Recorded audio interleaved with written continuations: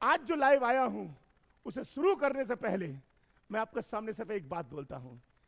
एक बार की बात थी, एक अस्पताल था, एक हॉस्पिटल था, और उस हॉस्पिटल में ऑपरेशन थिएटर में एक आदमी की पत्नी जिसकी डिलीवरी होनी थी वो एडमिट थी ओटी में। और कुछ देर बाद डॉक्टर ऑपरेशन थिएटर से बाहर निकल के आता है। जैसे डॉक्टर ऑपरेशन थिएटर से बाहर निकल के आता है तो तुरंत दो डॉक्टर के चेहरे पे मास्क होता है, ऊपर सर पर वो होता है जो टोपा सा लगाए होते हैं डॉक्टर साहब, वो जैसे ही तुरंत उतारते हैं, तुरंत जो पति बाहर बैठा हुआ था बेंच पर वो आके खड़े होकर हाथ जोड़ता है, डॉक्टर साहब से पूछता है मेरी पत्नी कैसी है। डॉक्टर साहब कहते हैं मुबारक हो आपको बेटी हुई है। डॉक्टर साहब पति से कहते हैं मुबारक हो आपको बेटी हुई है। तो जो हस्बैंड होता है वो एक झूठी सी स्माइल देता है और कहता है कि थैंक यू डॉक्टर साहब। और डॉक्टर साहब उसके बाद अपने चैम्बर में चले जाते हैं और कुछ देर बाद रिसेप्शन पे जो लड़की बैठी होती है उससे वो पति कहता है कि मुझे डॉक्टर साहब से मिलना है अकेले में। तो वो रिसेप्शन पर जो लड़की बैठी होती है वो कहती है मैं डॉक्टर से पूछ के आती हूं। तो वो लड़की अंदर जाती है डॉक्टर के चैम्बर में और जाके कहती है डॉक्टर साहब अभी आपने जिसकी पत्नी का ऑपरेशन किया है उनका पति आपसे मिलना चाहता है, वो पति आपसे मिलना चाहता है। तो डॉक्टर कहते हैं भेजो उनको।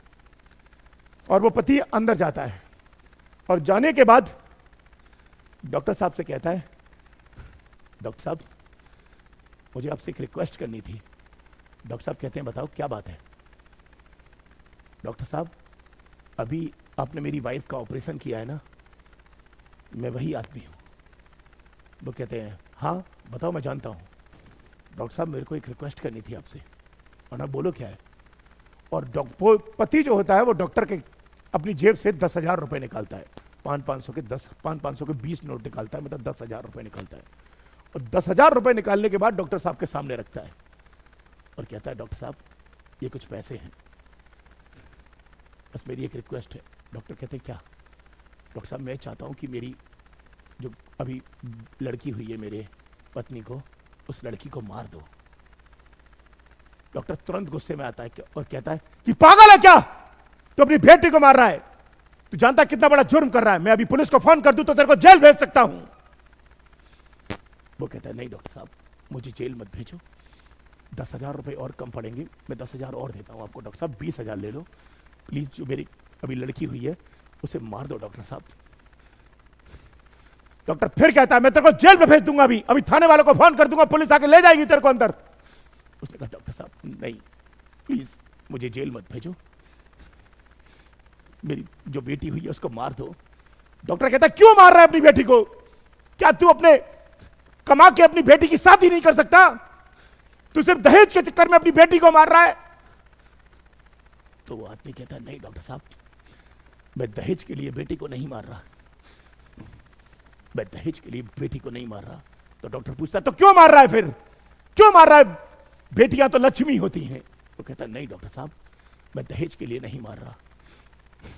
डॉक्टर साहब आपने कल का अखबार पढ़ा, यस्टरडे आपने कल का अखबार पढ़ा। डॉक्टर ने कहा अभी पढ़ा नहीं। डॉक्टर साहब पढ़ो, डॉक्टर साहब पढ़ो, 4 साल की लड़की के साथ बलात्कार हुआ है। रोज आए दिन अखबारों में 4 साल की बेटी के साथ, 8 साल की बेटी के साथ, 10 साल की बेटी के साथ बलात्कार होता है।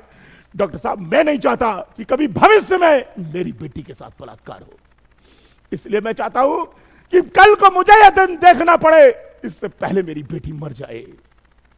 दोस्तों आए दिन भारत में लड़कियों के साथ ये घटनाएं रोज की होती हैं, तो अगर ऐसी घटनाएं भारत में होंगी तो कौन मां बाप होगा जो बेटी को जन्म देगा।